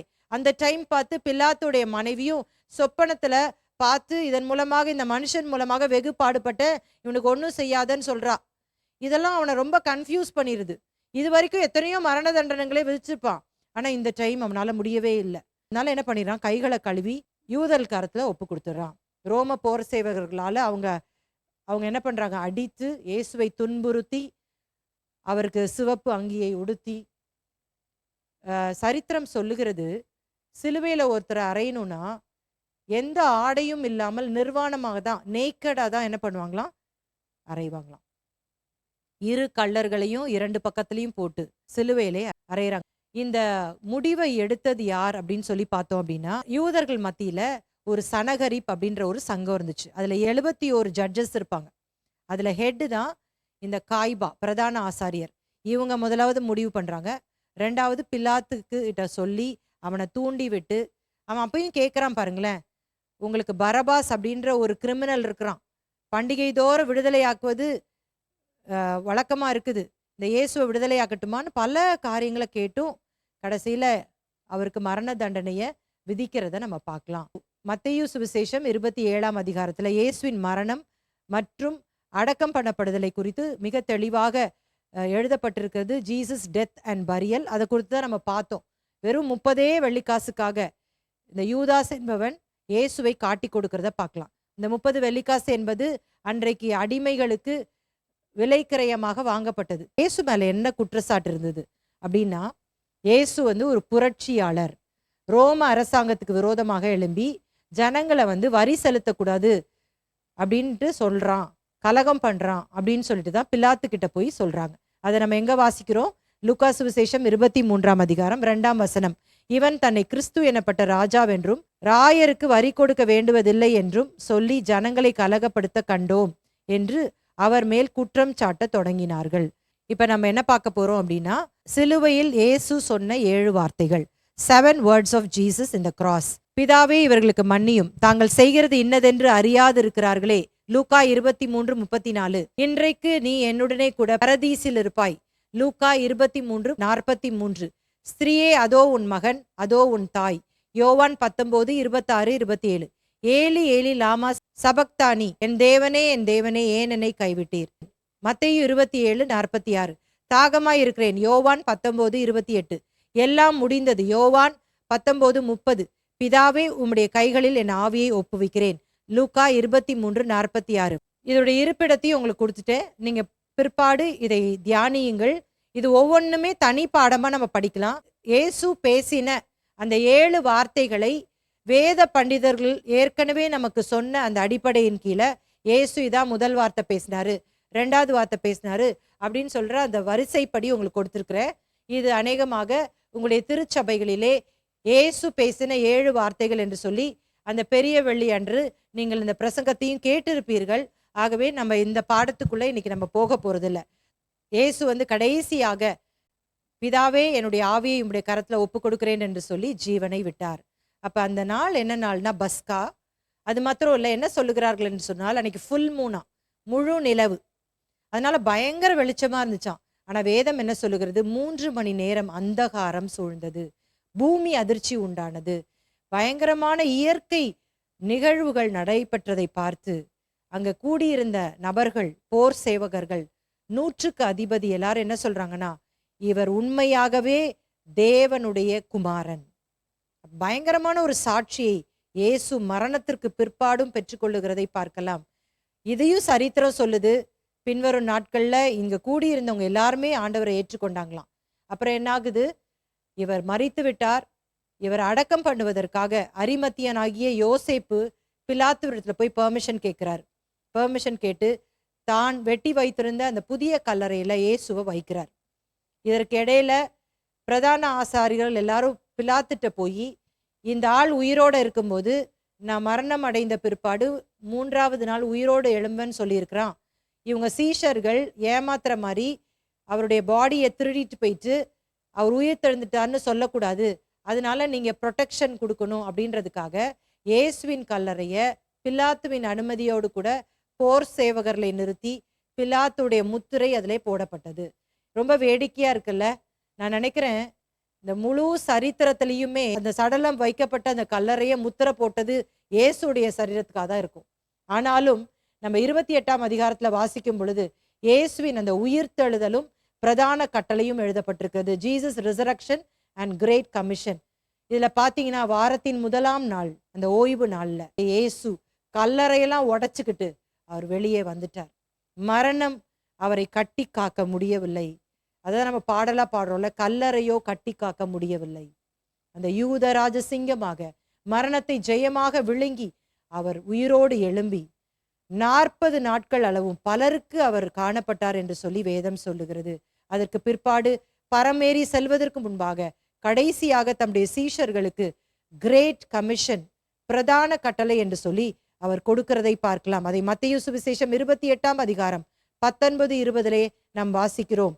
ஆகையால் நீங்கள் புறப்பட்டு போய் சகல ஜாதிகளையும் சீஷராக்கி பிதா குமாரன் பரிசுத்த ஆவியின் நாமத்தினாலே அவர்களுக்கு ஞானஸ்தானம் கொடுத்து நான் உங்களுக்கு கட்டளையிட்ட யாவையும் அவர்கள் கை கொள்ளும்படி அவர்களுக்கு உபதேசம் பண்ணுங்கள். இதோ உலகத்தின் முடிவு பரியந்தம் சகல நாட்களிலும் நான் உங்களுடனே கூட இருக்கிறேன் என்றார். ஆமேன். பிரதான கட்டளை கிரேட் கமிஷன் என்ன? சீஷராக்க வேண்டும். Make disciples. எப்படி? போ, சுவிசேஷம் அறிவி. Go preach the gospel. எப்படி சீஷராக்கணுமா? நீங்கள் புறப்பட்டு போக வேண்டும், சகல ஜாதிகளையும் சீஷராக்கணும். 2வது என்ன பண்ணுமா? ஞானஸ்தானம் கொடு, பேப்டைஸ். அது என்ன சொல்லப்பட்டிருக்கிறது? பிதா குமாரன் பரிசுத்த ஆவியின் நாமத்தினாலே அவர்களுக்கு ஞானஸ்தானம் கொடுக்க வேண்டும். சீஷராக்கிட்டு ஞானஸ்தானம் கொடுக்கணும். அடுத்தது பாருங்க, உபதேசி, டீச் அப்படின்னு சொல்லும் பொழுது நான் உங்களுக்கு கட்டளையிட்ட யாவையும் அவர்கள் கை கொள்ளும்படி அவர்களுக்கு உபதேசம் பண்ணுங்கள். இது ரொம்ப முக்கியமான ஒரு விஷயம் பாருங்க. இந்த வரிசையை நாம் மாற்றிவிடக்கூடாது. முதலாவதாக நாம் புறப்பட்டு போய் சுவிசேஷத்தை அறிவித்து அவர்களை சீஷராக்கணும். 2வது பிதாகுமாரன் பரிசுத்த ஆவியின் நாமத்தினாலே ஞானஸ்தானம் கொடுக்கணும். அதோட நிறைய பேர் நின்று விடுகிறோம். 3வது நான் உங்களுக்கு கட்டளையிட்ட யாவையும் அவர்கள் கை கொள்ளும்படி அவர்களுக்கு உபதேசம் பண்ணணும். இன்னைக்கு உபதேசம் பண்ணுகிறவர்களும் தேவை, கேட்கிறவர்களும் தேவை. என்ன ஆயிரும் அப்படின்னு சொன்னா, உபதேசம் அப்படின்னு சொல்லும் பொழுது சிலது செலக்ட் பண்ணிடுறோம். அப்படி கிடையாது. ஏன் நம்ம மத்தேயு முழுசும் படிச்சோம் அப்படின்னா இயேசு நமக்கு போதித்தவைகளை நம்ம மிஸ் அவுட் பண்ணிடக்கூடாது. அதனாலதான் விளக்கமா 5 போதனைகளையும் நம்ம விளக்கமா படிச்சிருக்கிறோம். நான் சொன்னேன், மத்தேயு சுவிசேஷம் இயேசு சொன்ன அந்த போதனைகள் வேர்ட் பை வேர்ட் எழுதப்பட்டிருக்கிறது. அதனால புதிய விசுவாசிகளுக்கு இது கற்றுக் கொடுக்கணும்னு சொன்னேன். அப்ப மத்தேயு சுவிசேஷத்தை நம்ம இன்றோடு கூட முடித்திருக்கிறோம். அப்ப நம்ம இயேசுடைய போதனைகள் எல்லாத்தையும் படிச்சிட்டோம். ஆனா நம்ம இப்ப செய்ய வேண்டியது என்ன? அதை கை கொள்ளணும். மொத்தமா உங்களுக்கு நான் சொல்ல விரும்புறேன். ஞாயிற்றுக்கிழமை இயேசு எருசலேமுக்குள் வெற்றிகரமான நுழைவு. பாம் சண்டே, குருத்தோலை ஞாயிறு. திங்கள் தேவாலயம் சுத்திகரித்தல். செவ்வாய் ஒலிவமலை போதனைகள். புதன் பெத்தானியாவில் விருந்து, யூதாஸ் காட்டி கொடுக்க திட்டம். வியாழன் கெத்சமனே ஜபம், காட்டி கொடுத்தல், பஸ்கா. வெள்ளி இயேசு சிலுவையில் அறையப்படுதல், பெரிய வெள்ளி. சனி அடக்கம், ஞாயிறு உயிர்த்தெழுதல். அப்ப இது மூலமாக இயேசு பழைய ஏற்பாட்டில் கொண்டாடி கொண்டிருந்த 3 விதமான பண்டிகைகளை நிறைவேற்றுகிறார். அது என்ன? பஸ்கா பண்டிகை என்பது இயேசுவின் மரணத்தின் மூலமாக நிறைவேறினது. புளிப்பில்லா அப்ப பண்டிகை என்பது இயேசுவின் அடக்கத்தின் மூலமாக நிறைவேறினது. முதற்பலன் பண்டிகை என்பது இயேசுவின் உயிர்த்தெழுதலில் நிறைவேறினது. அப்ப இந்த இடத்துல நம்ம தெளிவாக go and make disciples of all nations, புறப்பட்டு போய் அனைவரையும் சீஷராக்கு என்று சொல்லி நம்ம பார்த்தோம். ஒரே லைன்ல சொல்லி இந்த பாடத்தை நிறைவு செய்ய விரும்புகிறேன். சீஷராகுவோம், சீஷராக்குவோம். Become a disciple, make disciples. இந்த முழு காரியத்தையும் நாம் கடைபிடிக்க வேண்டுமானால் நாம் எப்படி இருக்க வேண்டும் என்பதை இந்த காரியம் வெளிப்படுத்துகிறது. His last command, our first concern. இயேசுவின் கடைசி கட்டளை நம்முடைய முதல் கரிசனை. கடைசியாக உங்களிடத்துல நான் கேட்பது என்னவென்று சொன்னால், இயேசு நம்மிடத்திலே சொன்ன அந்த கடைசி கட்டளை என்ன? மற்றவர்களுக்கு சுவிசேஷம் அறிவிக்க வேண்டும், அவர்களை ஞானஸ்தானப்படுத்த வேண்டும், அவர்களுக்கு கற்றுக் கொடுக்க வேண்டும். இந்த காரியத்தை இன்றைக்கு இந்த நாளிலே கர்த்தர் நம்முடைய கரத்துல ஒப்பு கொடுத்திருக்கிறார். நமக்கு ஒப்புவித்தவைகளை பிறருக்கு நம்ம கற்றுக் கொடுப்போம், நாமும் சீஷராவோம். கண்களை மூடி நம்ம ஜெபிக்கலாமா? அன்பும் இரக்கமுள்ள நல்ல தகப்பனே, இந்த மாலை வேளைக்காக ஸ்தோத்திரம். இந்த பாடத்தை நாங்கள் துவங்கி இத்தனை நாட்களாக படிக்கும்படியாக ஆண்டவர் எங்களுக்கு உதவி செய்திருக்கிறீரே, இது உம்முடைய கிருபை ஆண்டவரே. நாங்கள் கற்றுக்கொண்டவைகளை அனுதினமும் எங்களுடைய வாழ்க்கையிலே நாங்கள் பயன்படுத்துவதற்கு எங்களுக்கு உதவி செய்யும். பரிசுத்த ஆவியானவரே, உம்முடைய உதவி இல்லாம எங்களால செய்ய முடியாது. நீரே எல்லா மகிமையும் எடுத்துக்கொள்ளும். இயேசுவின் மூலம் ஜெபிக்கிறோம் எங்கள் நல்ல பிதாவே, ஆமென். கர்த்தர் உங்களை ஆசீர்வதிப்பார். Open the eyes of my heart, Lord. Open the eyes of my heart. I wanna see you. I wanna see you. To see you high and lifted up, shining in the light of your glory. To pour out your power and love as we sing, holy, holy, holy. Holy, holy, holy. I wanna see you. I wanna see you. Open the eyes of my heart, Lord. Open the eyes of my heart. I wanna see you. I wanna see you. To see you high and lifted up, shining